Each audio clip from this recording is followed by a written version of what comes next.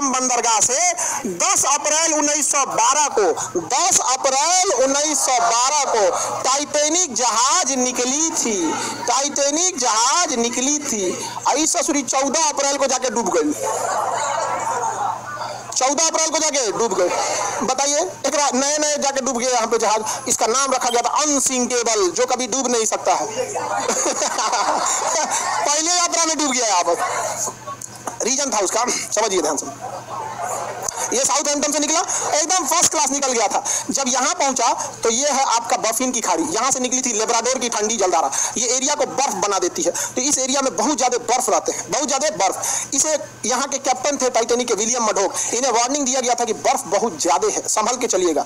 तो जिसने वार्निंग दिया था ना, उनसे इनका स्टूडेंट लाइन में थोड़ा सा नहीं होता था ईगो, अनसिंकेबल, भाए लेके चल दिए। मौसम धुंधला था, उस समय रडार नहीं हुआ करते थे। रडार ना होने की वजह से विजुअल अप्रोच करना पड़ता था, दूरबीन से देखना पड़ता था कहीं बर्फ तो नहीं है।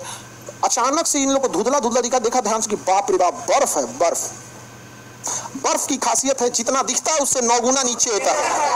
बर्फ का दिखने वाला भाग 1/10 और अंदर रहता है 9/10, यानी 10 भाग में 1 भाग दिखता है और 10 भाग में 9 भाग अंदर। अब इनको ससुरा 3 मंजिला इतना बर्फ का चट्टान दिखा, तो 27 मंजिला नीचे होगा।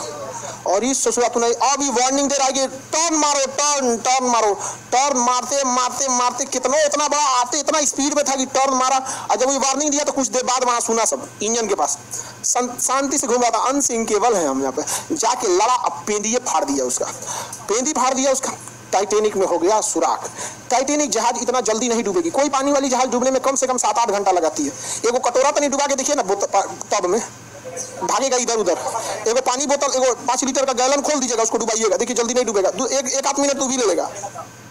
दिक्कत क्या हुआ, तो डूबने लगा। ये कैप्टन को लग गया, विलियम मडोक को, तो गया अनसिंकेबल, गलो अनसिंकेबल गया। उसने कहा कि इवैक्यूएट, खाली कराया जाए। क्या गया खाली? तो जितने बिजनेस क्लास वाले थे, अमीर लोग, जिनका किराया लाख रुपया था, उनको पहले लाइफ बोट में भरा गया। जिस लाइफ बोट की क्षमता 20 आदमी की थी, उसमें 2 आदमी को भेजा गया, 3 आदमी। अमीरों को दिक्कत ना हो। लेकिन हमेशा याद रखिएगा, रेडी फॉर वर्स्ट कंडीशन। जीवन में सफल होना है तो एक कंडीशन हमेशा याद रखिएगा। कुछ भी काम करने जाइए, अपने आप से कहिएगा रेडी फॉर वर्स्ट कंडीशन, सबसे बुरे समय के लिए तैयार रहिए। और हम हिंदुस्तान वाले काहे डूबते हैं? एगो दुकान खोलेगा, कहेगा कि अच्छा खर्चा है 30,000, 50,000 तो आइए जाएगा। अरे यार, तुम अच्छे कंडीशन के लिए रेडी हो, रेडी फॉर वर्स्ट कंडीशन। 30,000 का खर्चा है, अगर 10,000 भी नहीं आया और ऐसा 6 महीना अटक गया, लॉकडाउन लग गया, व्हाट विल यू डू? समझ में आ गया कि नहीं आ गया? रेडी फॉर वर्स्ट कंडीशन, हमेशा रेडी रहिएगा। इसको लगा कि हम तो आराम से निकालिए देंगे, तब तक टाइटैनिक बीच में से टूट गया। अब तो डूबने की रफ्तार बढ़ गई, अब हो गया अफरा तफरी।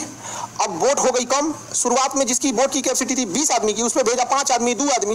बाद में 20 आदमी वाले पे उतार दिया 50 आदमी, वो डूब गया। अब इतना तेजी से टाइटैनिक डूबने लगा कि लोग लाइफ जैकेट पहन के कूद गए। उसमें भी कोई दिक्कत नहीं होता, बर्फ था, -2 डिग्री टेम्परेचर था, टेम्परेचर ठंडी से मर गया। ऐसे पानी में कूद जाते लाइफ जैकेट पहन के तो कोई दिक्कत नहीं था। बड़ी मछलियां ऊपर नहीं आती हैं, बड़ी मछली नीचे अपना काम झाम करते रहते हैं। वो बड़ी मछली ऊपर काहे आने वाली है? ऊपर ज्यादा कूदती है, डॉल्फिन, वेल मछली। तो वेल मछली हम लोग को खाइए नहीं पाएगी, उसका मुंह इतना बड़ा नहीं होता, घोटने वाला मुंह छोटा होता है, ऐसे मुंह बड़ा होता है। जैसे इतना लोग हैं लोग ना, इस लाइन का एक बार में खा जाएगी, लेकिन घोट नहीं पाएगी, इतना बड़ा मुंह खोलती है। घोट अब हम ही लोग हैं, इतना मुंह में भर लेते हैं, हाथ घोट पड़ते हैं। भरने का तो भर लिया, नहीं देखते कभी पानी पूरी वाला 3 को घुसा देता मुंह में से, आदमी घूम जाता है, आराम से। तो आधा आदमी ठंडा मार दिया, तो कुछ ही आदमी को बचाया जा सका, जबकि सबको बचाया जा सकता था। डूब गया अनसिंकेबल। जहाज का एक प्रोटोकॉल है कि अगर कोई जहाज डूब रहा होता है तो रॉकेट फ्लेयर छोड़ता है, रॉकेट छोड़ता है। मतलब वो सिग्नल है, रात में सिग्नल है, दिन में तो हॉर्न मारता है, अब रात में सिग्नल।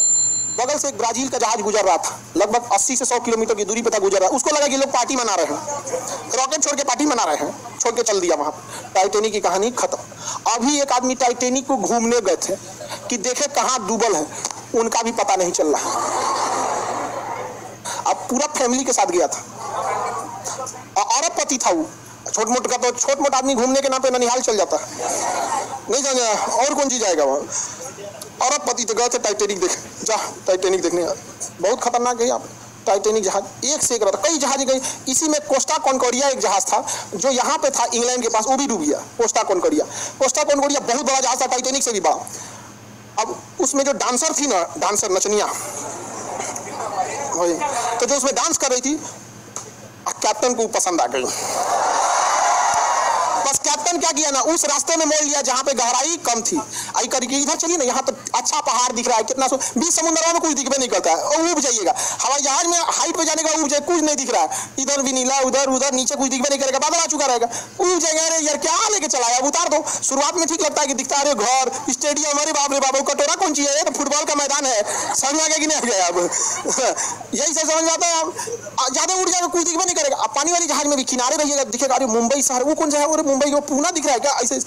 अब बीचों में घुस जाएंगे तो कुछ नहीं, ऊपर आसमान नीचे पानी, चारों ओर वही, कुछ पता नहीं चले। तो नचनिया के थोड़ा मोड़ लो तो साइड में ले गया, साइड में गहराई कम होता, ले आके पेदिया लड़ा दिया, अब पेदिया फट गया, जहाज हो गई, पलट गई। सारे लोग, इतना करोड़ों का लॉस हुआ जिसका कोई हद नहीं। कप्तान को हो गया जेल। कप्तान को क्या हो गया? इसलिए इससे क्या सीखे आप?